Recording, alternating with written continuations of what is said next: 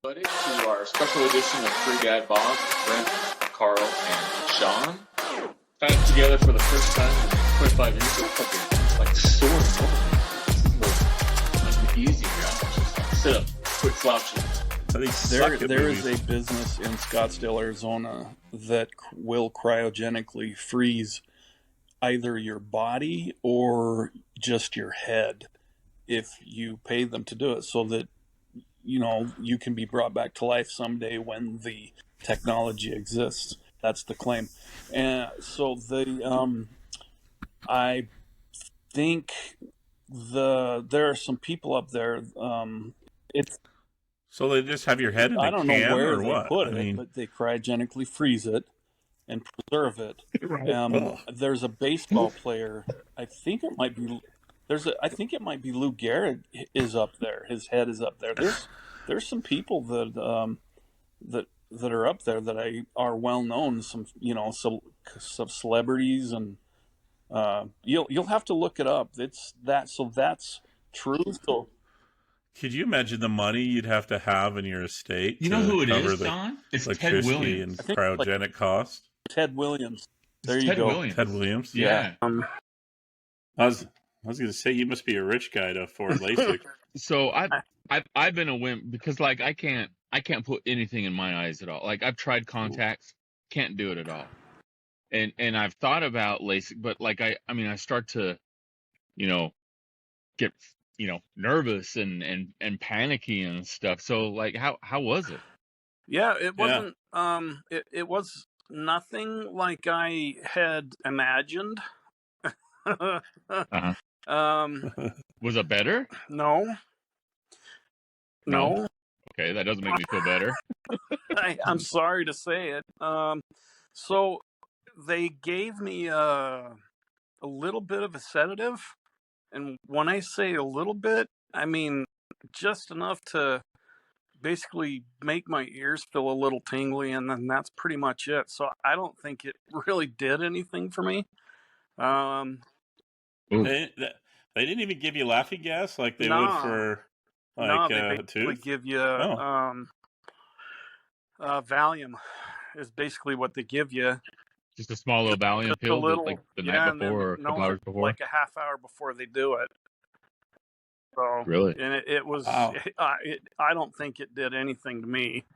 But I'm pretty mellow as it is anyway, so I don't know that I really needed it. And then they walk you into the surgical room, lay you down on a bench, and he explains everything to you before you come in, and then he re-explains what he's about to do. And nope. Don't tell me. Just knock me out, and then you can tell me afterwards. Like, give me a book or something afterwards. So do they like laser you? Like it lasers your eye, or do they cut it? They use so they ask if you want to do PRK or LASIK, and there's the difference is PRK, they just burn the front of your eyeball off. And then and it takes long. Okay, so but before you continue though, so were you? Are you like have a problem with distance or up close? Distance. Distance. Okay, so exactly like me then. Now I have a problem up close, but that's really? Because I'm old. That's an age thing. Yeah, you need the readers. So apparently LASIK doesn't help you with the old man eyes.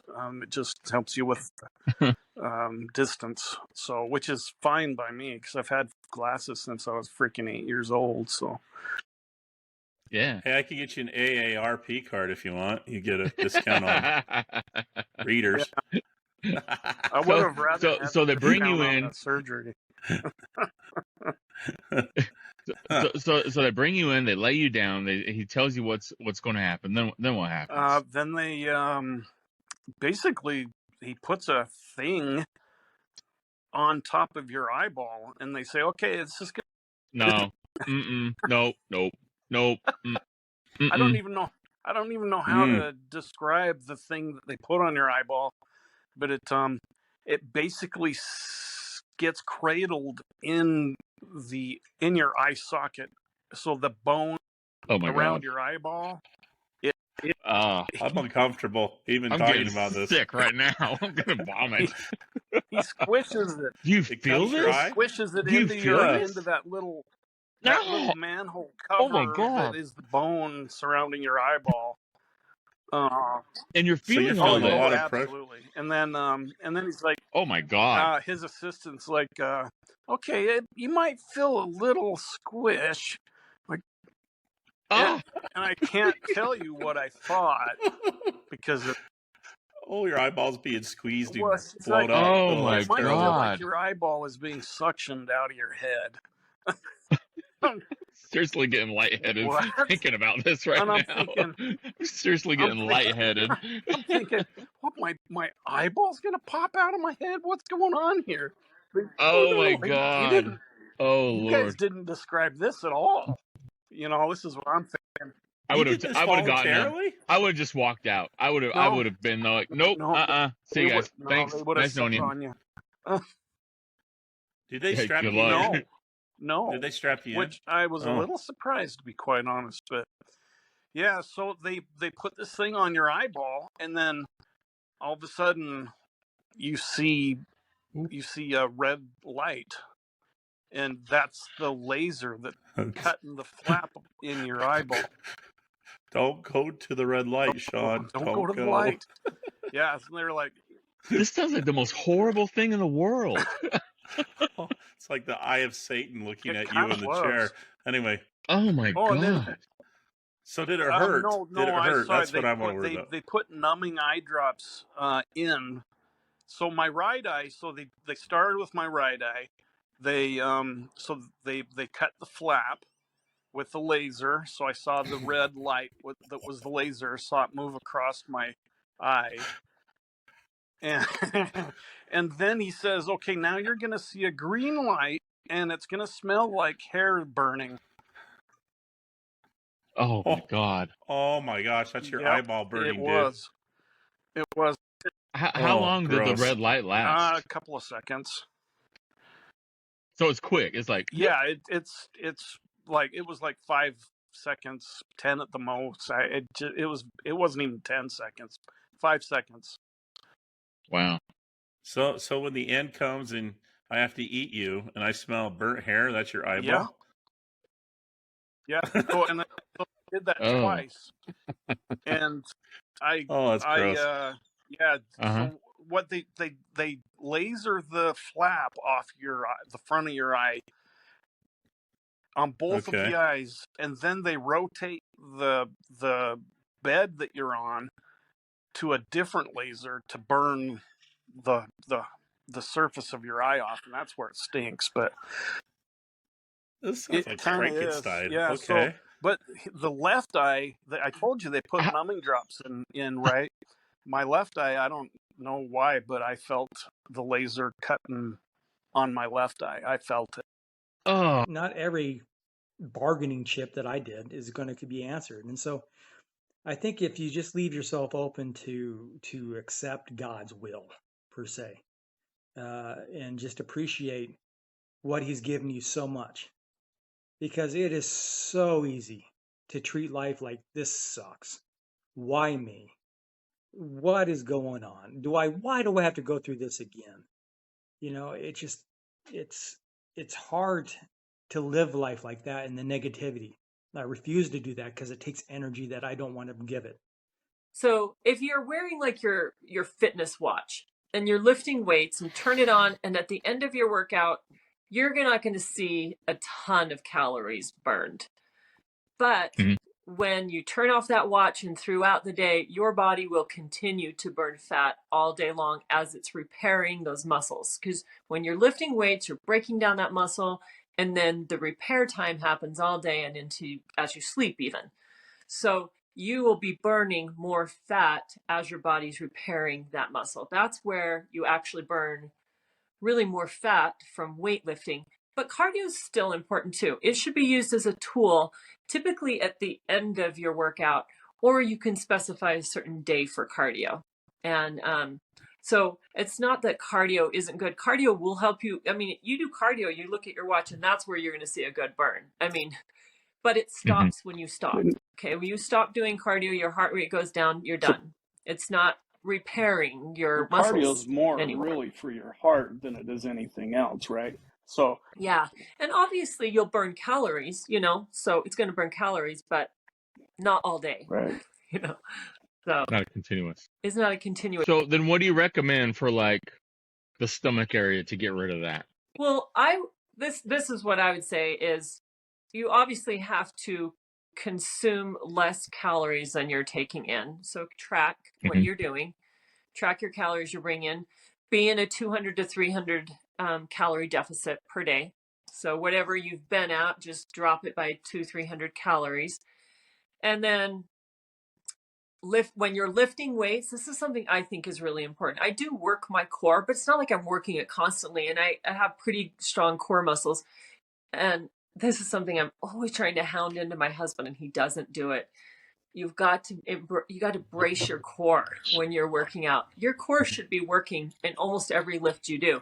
Let's say you're doing you're sitting down and you're doing a cable row, for your back. Your core should be tight, brace that core and hold and pull back. You're bracing your core. If you're doing, let's say you're doing just a squat, your core should be being held in real tight.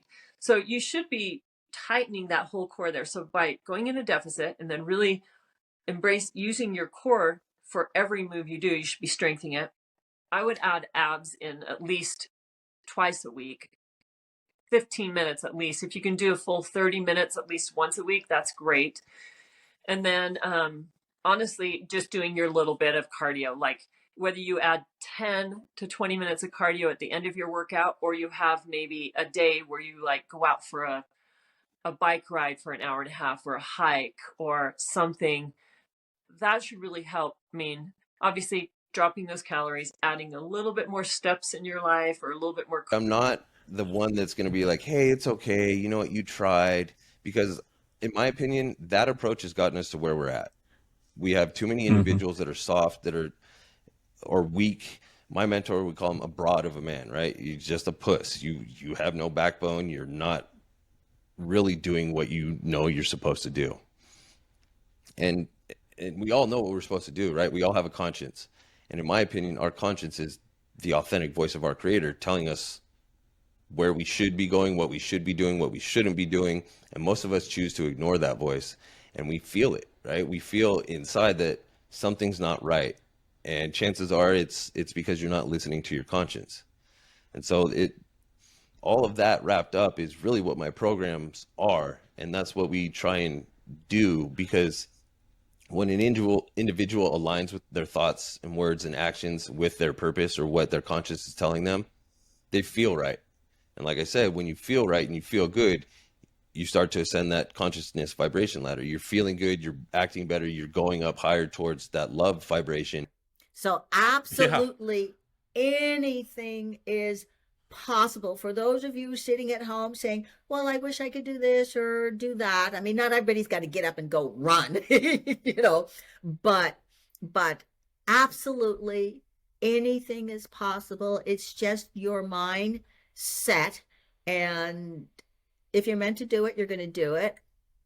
And just sometimes you just have to take that chance. Like you have your own remarkable story, Carl. Anything is possible. So it was nice to have nice to know at least your moms were nice. Well, I mean, the fact of the matter is that we just didn't like you. Well, that's feelings mutual. So no, I'm just kidding. A funny story from her. So as much as I cuss, yeah. I can never ever cuss in front of my mom. Like I have tried and I can't get it out. Getting angry and trying, but I just cannot cuss in front of my mom. And I've never heard my mom swear before. Really? And so we were on a vacation. In the summertime, we traveled a lot. My dad would have like a month off on vacation, and we literally, in my childhood, we visited every state from Alaska to Hawaii to Maine to Florida, all over the place. And we were driving, And during those days, as when you were out and stuff, the CB radio was the cool thing, you know. Long before cell phones or any of that stuff, you had this CB radio that you could talk to other people and hear other people and all kinds of stuff. And so as a kid, I would do little, breaker 1 and then, you get a trucker and you talk to him and something like that. Well, anyway, I guess some other lady was, I don't know. I didn't realize she was talking about me, but I guess she wasn't happy with me being on that CB radio and talking and said something. But I remember my mom grabbed it. It's the first time I've ever seen her angry like this because she's not an angry person. And she was like, "Look, bitch, my boy will talk however he wants, and you will like it, bitch." And stopped. And I was like, like, it's honestly the only time I've ever heard my mom talk like that. I don't know. Wow. I don't know if I can believe this story now. Wow, that's crazy. Bring my mom and she'll tell you. She'll just start laughing. Because that's awesome. Way to go, Bev. Good job, Bev. No bear. All right, Brent. Well, give me what was your favorite? Well, I mean, the favorite meal your mom would Chocolate cook. cake, hands down. My mom, fresh out of the oven, putting the frosting on. Homemade cake, homemade frosting, a Whitley tradition. And that frosting would just be melting down the cake. Oh my God, it was. You know what? I think I can remember that for some reason. Yes, it was always on my birthday. It was always chocolate. It still is today. Only chocolate cake. It's all it is. I think she gave it to us for breakfast a few times. So yeah, that was freaking awesome. So incredible. You know, exactly. Look, when I was younger, I learned kindness begins with me, and I hit that kind motherfucker in the head, and it ended with me. Did that include self-love? It did. It was a lot of self-love. I prayed for him later. After our sex episode, now we're rated R within about 3 minutes of the new podcast. Like that. You, welcome. Yeah. Can't listen now, Mom or Dad. Thanks. All right. Jeez, my goodness. Guess what? Your mom and dad weren't listening anyway. It's okay. Yeah. They knew you were on it, and they were like, "Boy, that boy don't listen anyway, so why should we listen at all?" It's about college football. Who cares, right? This next one. Hey, I want you guys to see that is the best gas station in America, baby, by far. I like the little hat, man. It's cute. It's cute, isn't it? Got a little Bucky. Little Bucky. You're jealous, Sean. I can see it. Yeah, you're looking at it going, I wish I had a Bucky. You guys ever go to a Bucky? Maybe one day we can get Bucky's to sponsor us. How would that be, man? Hey, I did land. What are we talking about? Well, we'll talk about your subject soon, but we're kind of getting a preview right now. I'm just saying, in humid environments, Brett, how moist does it get? Very. Carry some wipes with you. Geez. Have a few towels ready, huh? All right, not just for someone else. So anyway. So before we get into this, Sean's like, "Oh shit." But before we get into that, we got a new segment that we're going to do called "Unusual News Stories Through the Week." I do think the government killed them. 100%. I do too. Back to the background of the situation. He was fixing to move everything away from Cuba. Yep. He was. I mean, there were so many things Vietnam. that he didn't want. Absolutely did not want that at all. Right. Absolutely. Yeah. And then. Well, I think I think LBJ. Yeah. Well, and then Harvey Oswald getting killed too. I mean, let's just eliminate all the evidence. Right. Well, I watched that show you told me to watch, Sean. JFK the movie? Yeah, the Stone movie. Yeah. I mean, I've got to admit, and I did a little independent research on my own after watching the show. Lee Harvey Oswald, he was employed by the CIA. Yeah. I mean, it's pretty obvious. I mean, based on all the stuff that's out there that you can read up on. The question is, Jack Ruby, what? I mean, how all of a sudden? And some people say that he was employed by the CIA to take out Lee Harvey Oswald so he wouldn't flap about why he shot, why he was. I don't know. Was he a fake? Was he just part of a prop in this whole thing? I think he's the second shooter. I think he's the second shooter. He could. So you think he was a second shooter? Yeah. You think there is a shooter on the grassy knoll There's that two. took a shot? You look at two different angles when you slow it down. There's two different shots that come at different angles. There's no way that I mean, you go to the Seinfeld episode that mocks it. There's no way. Yeah, the spit. There's just no way that Keith Hernandez. the physical body can move in the directions that it moves on film without there being two shooters. You can't. So, well, listen. Let me ask you a question. If JFK would have lived, how different would the world be right now? well, there wouldn't have been a prolonged Vietnam War. You believe that? Yeah, I do. Because Okay. It's All right. hard. It's honestly hard to say because the president is 1/3 of everything. Yes, I agree that there would have been a different stance towards it, but the president is 1/3 of the fraction of the government. So Sure. his strong push was against it. His strong push was against Cuba. It's hard to say, but I think that our thoughts. And yes, I do think that the Vietnam War, like Sean said, would have been. I don't know if it would have been have different. stopped it. Yeah. Yeah, it would have been different. I I believe that. intentionally used the word prolonged because Yeah. it would have been there. It just wouldn't have been. I don't think they pulled out of Vietnam until the early 70s, right? 71, 72, something like that. So, Well, I'm I gonna say think it was 73. I think there is a group of people in this country, and sometimes I've put myself in this group that believe that there is a military complex or industrial complex that does have a say in what happens in this country. Well, and look at history. and they're doing again. it right now as we speak. Yeah. You know what I'm saying? Follow the money. Yeah. I mean, how much money is Absolutely.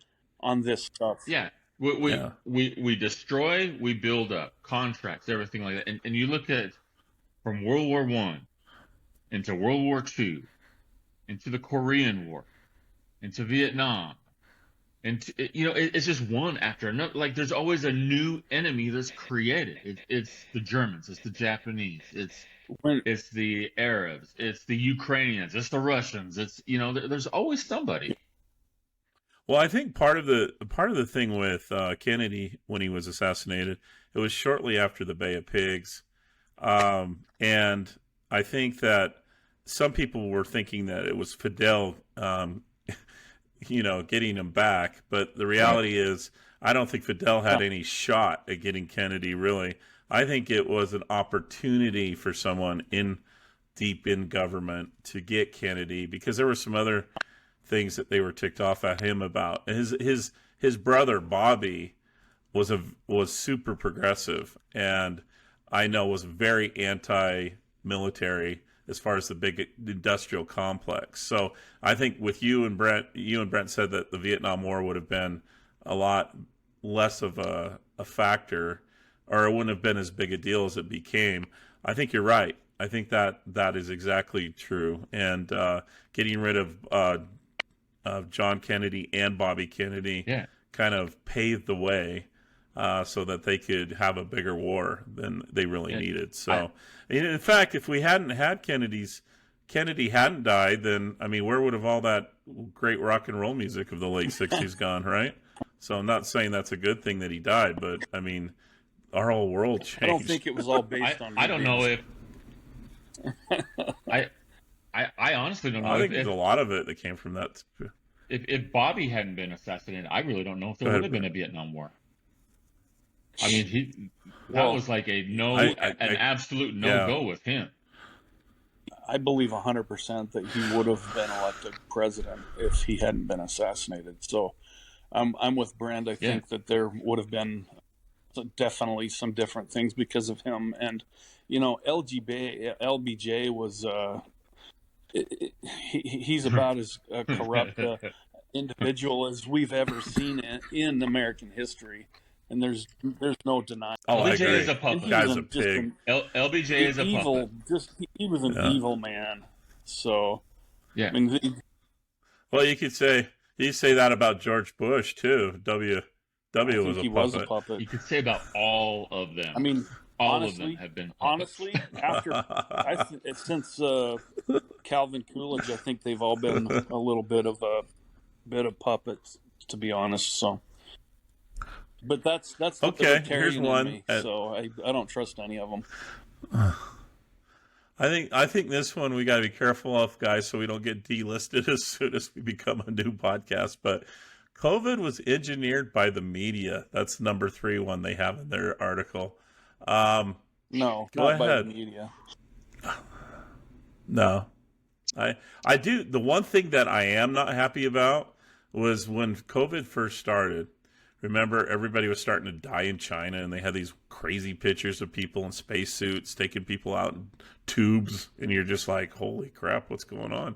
I remember that they at first they thought it came from a lab, and then they tried to tell us that no, it was actually from bats, and then anybody that disagreed with that line of reasoning, though, over the next year and a half, was almost like an apostate from some church, and literally would be burned at the stake in the media if they dared proclaim that this was possibly a virus that was created in a lab. So I guess my feeling is from bats, from the. I just think it's someone that screwed up, made a real big mistake, and they're covering their butts. And it became a conspiracy because of all the misinformation and lying and bullshit that occurred after. Yeah, it became a control factor. It's I don't know. I know that too. What I know is that a lot of people got genuinely sick, and it was really sad, and a lot of people died that shouldn't have died. My own wife was hospitalized with it. So really fascinating. Hey guys, I'm gonna have to cut it short. You guys can keep going if you want, but I got to bail too. I got to prove to Brent that we actually landed on the moon. So I'll have pictures of proof later today that I'll put on the website. You're going to the moon? Website? Yeah, we're going. You're going to the moon? I'm going to the moon. No, No, Cape Canaveral, baby. Going to show you NASA. Okay. NASA. Cool. All right. Have Not fun. a conspiracy, Brent. We can talk more about this stuff on a later podcast. I think it would be good. Anyway, see you guys. Good show, guys. Good show, guys. Love you guys. Great talking to you, and we'll talk to y'all later. Bye. Bye. All right. So. All right, guys. Yeah, I think just stay on the app. I think we had pretty good recording this time. I should be uploaded, aren't I? Yeah. I'm showing 99% here. Let me see. I'm gonna leave the studio. So. Yeah, I'm almost done too. Okay, so, cool. All right. I'm up. Take care, buddy. See you, man. Yeah, I think you might want to filter that out. Did I say that? Oh. I meant, Toronto Blue Jays. Yeah, anyway. All right. 3, 2, 1, go. Okay, guys. Hey, so hopefully you enjoyed our podcast today, and we'll be back again next week. This was our 20th, boys. Wow. This was Amazing. our 20th today. 2-0. Can you believe it? I didn't think it'd go past 5. Hey, anyway, look, all I want to say about that is it's not often that guys who've grown up together get to talk to each other once a week, get to discuss things once a week. We have a lot of friends that we've grown up with that listen to this. I just want to say I love you guys. There's nothing wrong with guys saying I love you. You guys are like brothers to me. You always have been. Hey, it's Dad Bod Carl with Dad Bod 40. Yeah. There's Brett. This is the night of the funeral, or night after the funeral, I guess you could say.